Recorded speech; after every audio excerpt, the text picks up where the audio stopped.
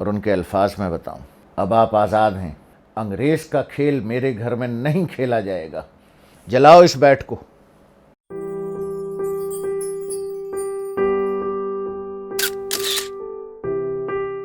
اب بچہ اپنے کو لک بیک کرنے کی کوشش کر رہا ہے نا، جب وہ 3 سال کا تھا، 4 سال کا تھا، 5 سال کا تھا، اور بچے کی میموری بہت مضبوط ہوتی ہے، وہ فلیش بیک میں جاتا ہے، اور وہ فلیش بیک جب وہ کر رہا ہوتا ہے تو اس فلیش بیک میں کیلیڈوسکوپک کلرز ہوتے ہیں، دھنک بھی چھوٹی پڑ جاتی ہے۔ سائنس میں دھنک رینبو 7 رنگ بتاتی ہے نا، جسے ہم نے بچپن میں رٹا تھا، وبگور، وائلٹ، انڈیگو، بلو، گرین، یلو وغیرہ وغیرہ، ریڈ۔ سو دھنک کے اتنے رنگ کے وہ سماتے نہیں ہیں اس کیلیڈوسکوپ میں۔ اور پھر جب معاشرہ بھی وہ ہو کہ جو آپ کو کمپنی بہادر کی حکومت بر صغیر میں مئی 1858 میں ختم ہوئی، جب تاج برطانیہ نے بر صغیر کو ٹیک اوور کیا ہے، اس کے بعد 100 سال جو انگریز کے دور میں گزرے ہیں، جس کے بارے میں کہا جاتا ہے کہ ہم پہ یہ عہد ستم 1 صدی بیتا ہے، اس 1 صدی کے بعد یہ ملک ملا تھا،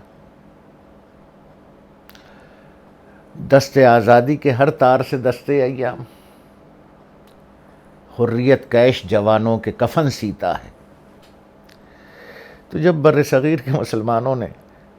100 سال اپنے کفن سے لے ہیں تو یہ ملک ملا ہے۔ تو جو فرسٹ جنریشن تھی اس ملک کی، جس کو میں نے اپنی آنکھ سے دیکھا، لگتا تھا کہ یہ پاگل ہے۔ میں کسی اختلاف اور اتفاق کی بات نہیں کر رہا، میں نے اپنے بچپن میں اپنا جو جیب خرچ ملتا تھا وہ بچا کے چند روپے کا کرکٹ بیٹ خریدا۔ تو میرے دادا رحمت اللہ صاحب، انہوں نے میرا بیٹ دیکھا کرکٹ کا۔ اس زمانے میں کچھ گھروں میں گیس آ گئی تھی، کچھ میں برشین گیس ہوتی تھی، اس کے سلنڈر استعمال ہوتے تھے۔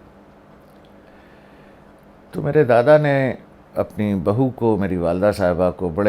وہ بہت خوش مزاج بزرگ تھے، کبھی کبھی جلال میں آتے تھے، تو انہوں نے حکم دیا اپنی بہو کو، میری ماں کو، چولہا جلاؤ۔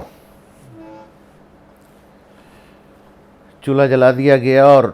دادا نے میرا کرکٹ کا بیٹ چولہے پہ رکھ دیا، اور ان کے الفاظ میں بتاؤں،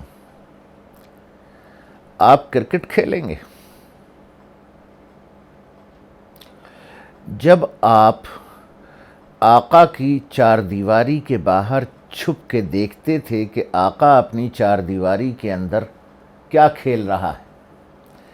اور آپ سر اونچا کر کے دیکھتے تھے اور ڈرتے تھے کہ ڈپٹی کمشنر صاحب بہادر، انگریز یا کوئی انگریز عامل ایڈمنسٹریٹو یونٹ کا، وہ آپ کو دیکھ نہ لے، تو آپ چھپ کے اس کے گھر میں جھانک رہے ہوتے تھے کہ یہ کون سا کھیل کھیلا جا رہا ہے۔ تو میاں، اب آپ آزاد ہیں، انگریز کا کھیل میرے گھر میں نہیں کھیلا جائے گا، جلاؤ اس بیٹ کو۔ میں کرکٹ پر کوئی تبصرہ نہیں کر رہا، کھیل ہوتا ہے، لیکن میں اس جنونی نسل کی بات کر رہا ہوں جن کی انگریز سے نفرت، اس کے آثار سے، اس کی پسند و ناپسند سے نفرت اس انتہا پہ تھی، اور اگر یہ نفرت اس انتہا پہ نہ ہوتی تو یقین کیجئے کہ یہ ملک نہ بنتا۔